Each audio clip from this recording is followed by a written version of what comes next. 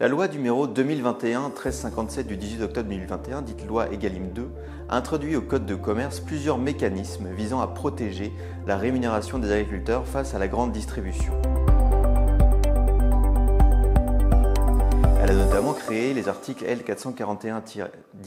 et suivants du Code de commerce relatifs aux pénalités logistiques appliquées par les distributeurs et aux pénalités appliquées par les fournisseurs à l'article L441-18 en cas d'inexécution d'engagements contractuels par leurs co-contractants. En application de l'article L441-17 du Code de commerce, seuls 2 cas peuvent désormais justifier l'application de pénalités logistiques par le distributeur. Les situations ayant entraîné des ruptures de stock peuvent justifier l'application de pénalités logistiques, et d'autres cas dès lors qu'ils démontrent et documentent par écrit l'existence d'un préjudice. En outre, le texte prévoit notamment que dès lors qu'il est envisagé d'infliger des pénalités logistiques, il est tenu compte des circonstances indépendantes de la volonté des parties. Le non-respect des dispositions de l'article 441-17 du Code de commerce, soit les pénalités appliquées par les distributeurs, constitue une pratique restrictive de concurrence au sens de l'article L442-1 troisièmement du Code de commerce. À ce titre, elle engage la responsabilité de son auteur et l'oblige à réparer le préjudice causé.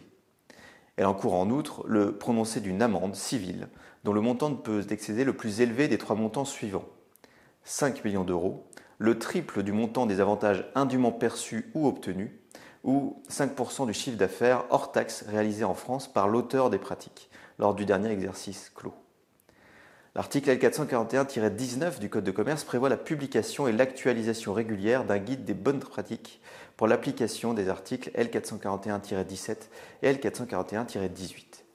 C'est dans ce contexte que la DGCCRF avait publié, le 11 juillet 2022, une foire aux questions portant sur les lignes directrices en matière de pénalités logistiques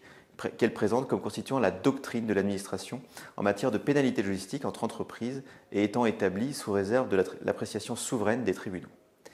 Malheureusement, ces lignes directrices n'ont pas permis de lever les incertitudes portées par plusieurs expressions imprécises du texte.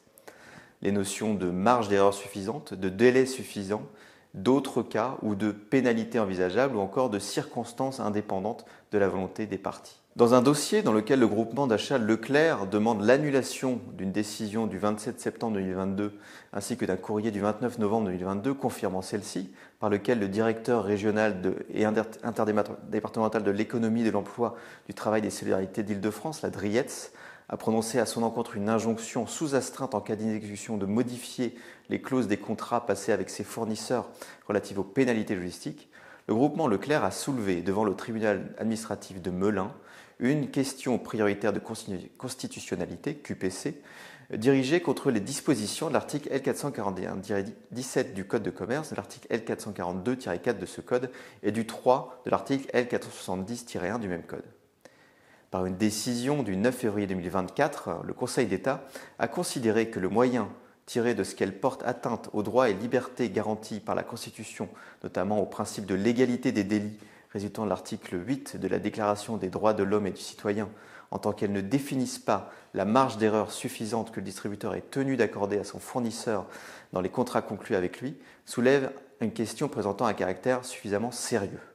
Elle a ainsi renvoyé au Conseil constitutionnel la question prioritaire de constitutionnalité invoquée. Par une décision numéro 2024-1087 du 30 avril 2024, le Conseil constitutionnel dit conforme à la Constitution la deuxième phrase du premier alinéa de l'article L441-17 du Code de commerce en considérant que